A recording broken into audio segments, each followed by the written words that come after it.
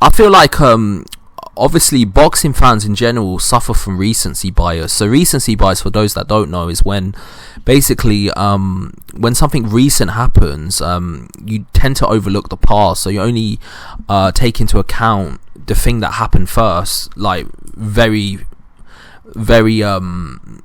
like something that's happened recently, and you forget about anything else that's happened in the past. So for example, like, you overemphasize the importance of recent experience, but like the latest information that you can get on a situation can be based on things that have happened in the past as well. And I think that's exactly what's happening with this fight with Josh Taylor and Teofimo Lopez. The reason why it's gone underneath the like, it's a bit underrated and low key to some extent, even though Top Rank has been really promoting it and trying to do their best to actually put it out there. It's kind of underrated in the sense that there doesn't seem to be that much hype for this type of fight, and I feel like this fight is genuinely 50-50. It's a fight that's been built for such a long time. Both of them are coming off performances that can be seen as disappointing, but we're forgetting how good both of these are. Like, let's be real. Teofimo Lopez, he fought a very good Lomachenko, and he managed to beat him very convincingly, like way more convincingly than Devin Haney beat him. Yet obviously he's had a few difficult performances with Kambosos, where he's lost the fight, and on top of that, like, he's had a questionable performance against Sandor Martin. But let's not get it twisted. Like, he's a legit talent. He's a very good fighter. But the fact is, like, for some reason, fight fans just seem to like overlook that and don't seem to acknowledge that. Even though the fact that, I mean, look at what he's accomplished. He's accomplished great things. So I don't know. I just feel like fight fans in general just tend to like overlook great things that fighters have done in the past, and after one or two performances, they completely seem to forget like how great they once was. And don't get it twisted, boxing is a what have you done for me lately type of sport, and you can mainly judge a fighter based on their past like their most recent performance. But at the same time, someone could have a bad performance as their last fight, but then come out on top and give a good performance. And the same thing has happened with Josh Taylor with the Catterall fight. People forget how dominant Josh Taylor has been before the Catterall fight.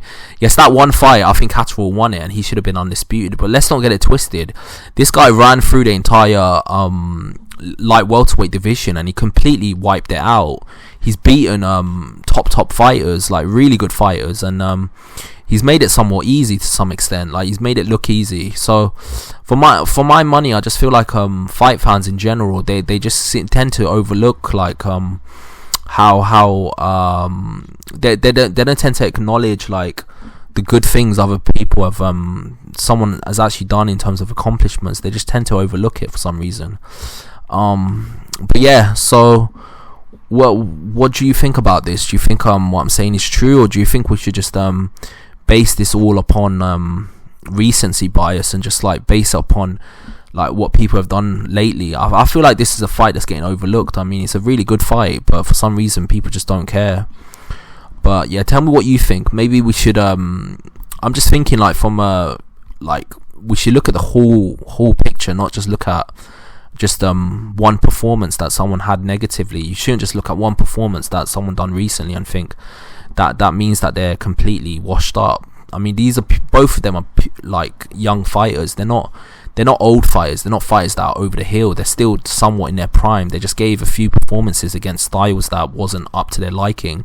But it doesn't mean they're bad fighters. It just means they've gone up against a style that's difficult for them to figure out.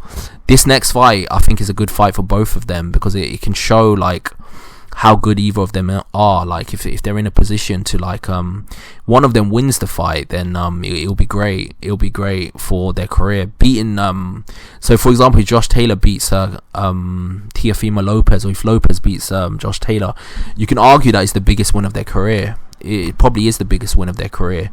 So yeah, tell me what you think below. What do you think about this? Do you think recency bias affects boxing fans, or do you just think what I'm saying is just complete nonsense? And